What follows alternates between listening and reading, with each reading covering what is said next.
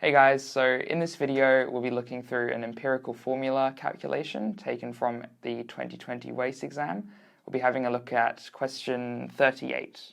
So question 38 says, skunks are animals that are perhaps best known for the pungent odour they produce. Several organic compounds are responsible for this odour.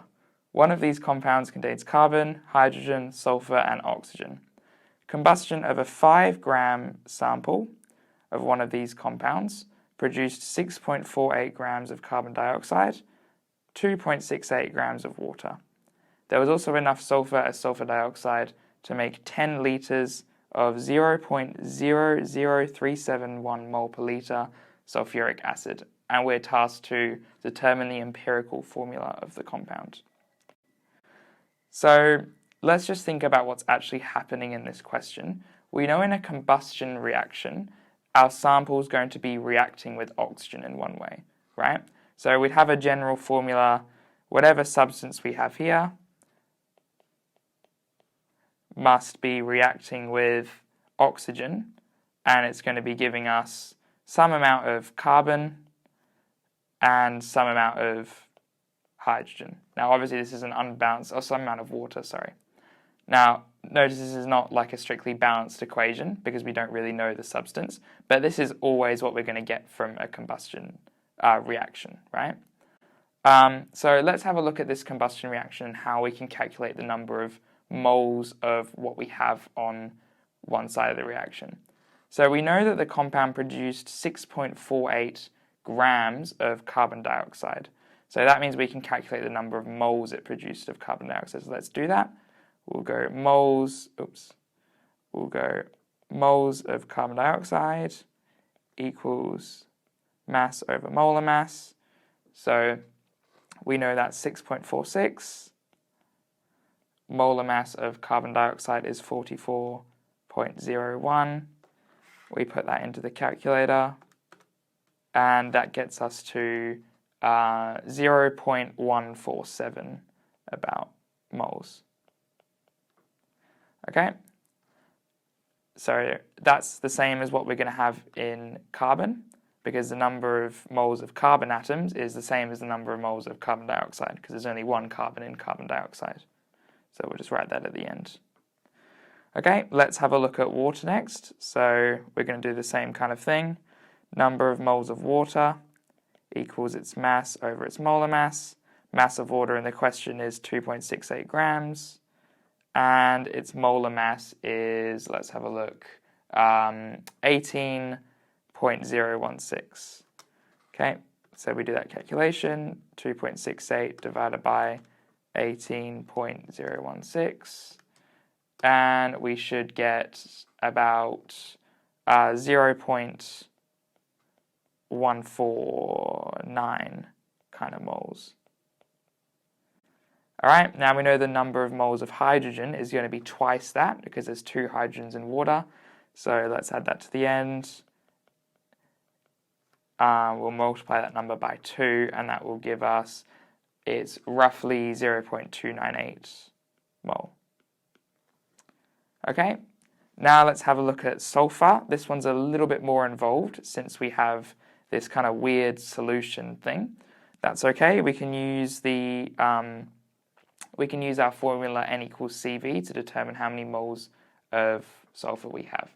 So we know that if it's in acid form, it's going to have the formula H2SO4. So we'll write that out. Yep, so now we know the number of moles of H2SO4 equals concentration times volume. We know the concentration of it is 0.00371 mole per litre times 10 litres. That's a very easy calculation. That's just going to be 0.0371 mole. And we know that's also going to be the same as the number of moles of sulfur because there's only one sulfur in sulfuric acid. Okay, now oxygen is going to be the tricky thing.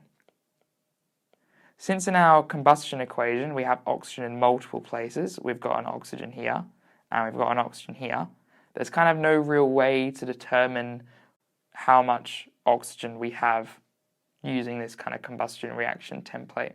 So what we're going to need to do is use this information up here, where we're given the total mass of the sample, and find out the masses of what we got so far, and subtract it from the total. That will give us the mass of oxygen.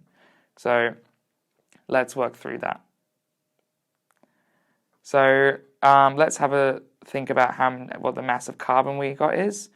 We know that the number of moles is 0.147. So its mass must be the number of moles times the molar mass. That's going to be 0.147 multiplied by 12.01, which is 1.766 grams approximately. Okay, we're going to do the same thing for hydrogen. Oops. We know that the number of moles we have for hydrogen we calculated earlier was 0.298. So we know its mass is going to be the number of moles times the molar mass, which is going to give us 0.298 multiplied by, what's the molar mass of hydrogen? 1.008, which gets us to about 0.3 grams, almost precisely, of hydrogen. And finally, we'll have a look at sulfur. So the number of moles we calculated of sulfur was 0.0371.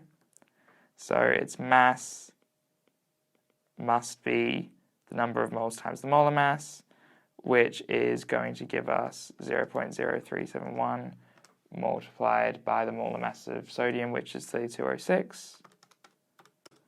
And that's going to give us about 1.19 grams.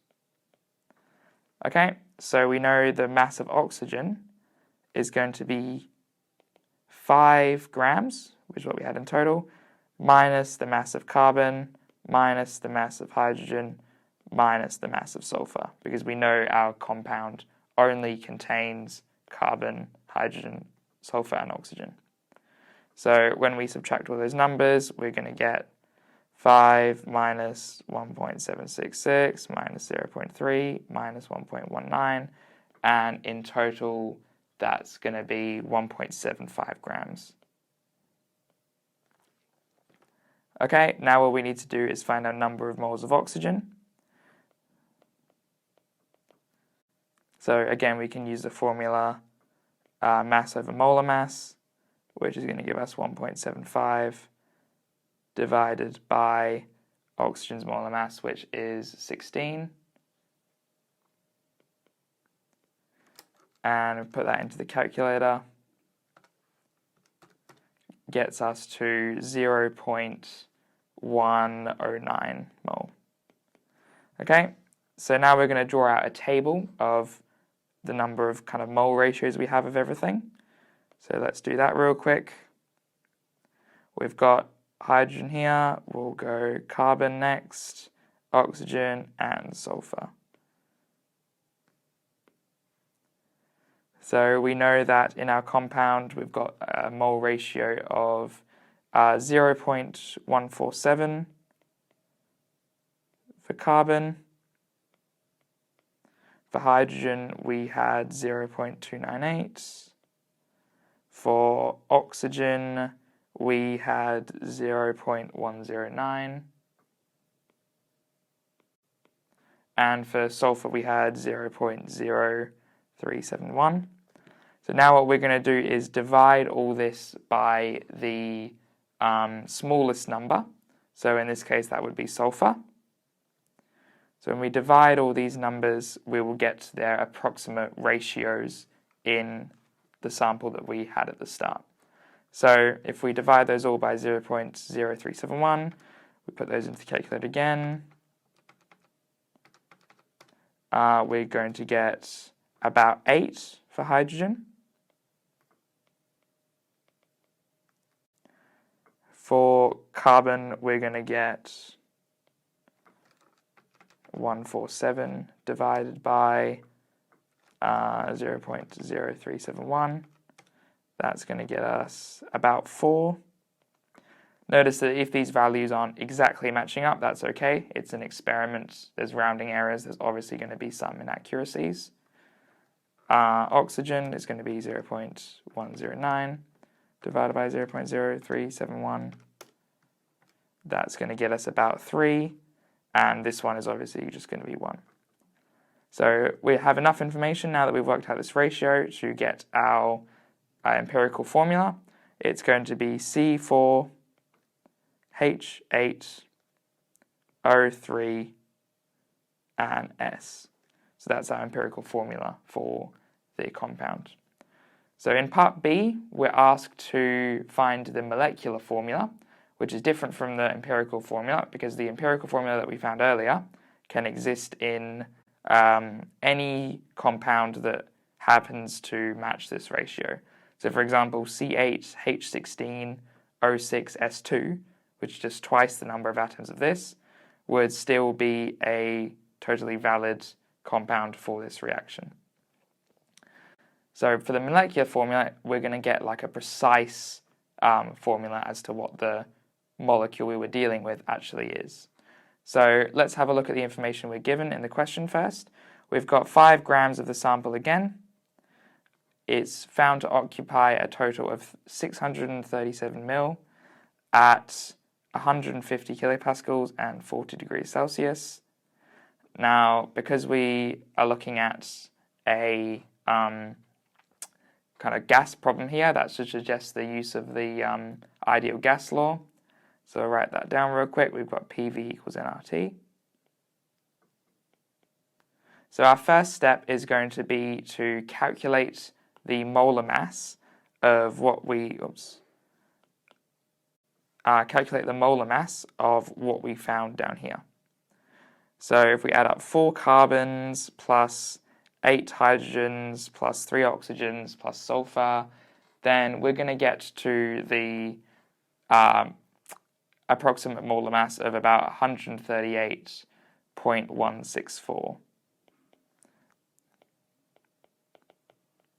So that's the molar mass of our empirical formula. So now let's have a look at what we've got here. So we've got the volume, we've got the pressure, and we've got the temperature. We need to convert this to Kelvin, obviously. So that temperature is going to be 313.15.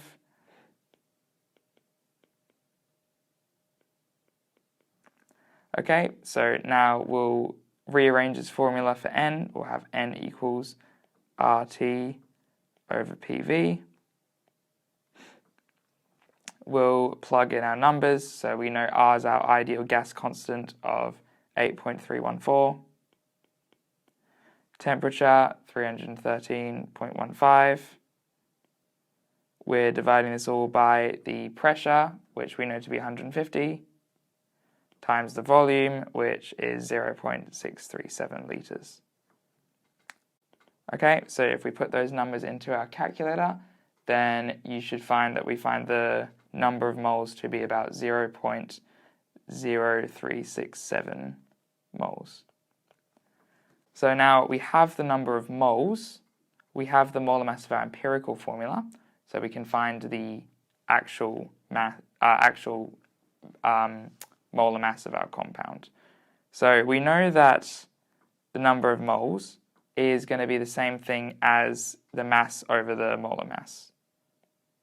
So we know the mass of our compound is 5 grams from the question. We know the molar mass we found, well, we don't know that just yet. And we know this is going to be equal to the number of moles we found before, which is going to be 0.0367. So if we rearrange this slightly, we're going to get the molar mass is just going to be 5 divided by 0.0367, which is going to be about 136 approximately. Now, this is really close to our empirical formula molar mass that we found before. So this would suggest that our empirical formula is actually our molecular formula for the compound. So we know now that our formula from the compound is just going to be C4, H8, O3, and S.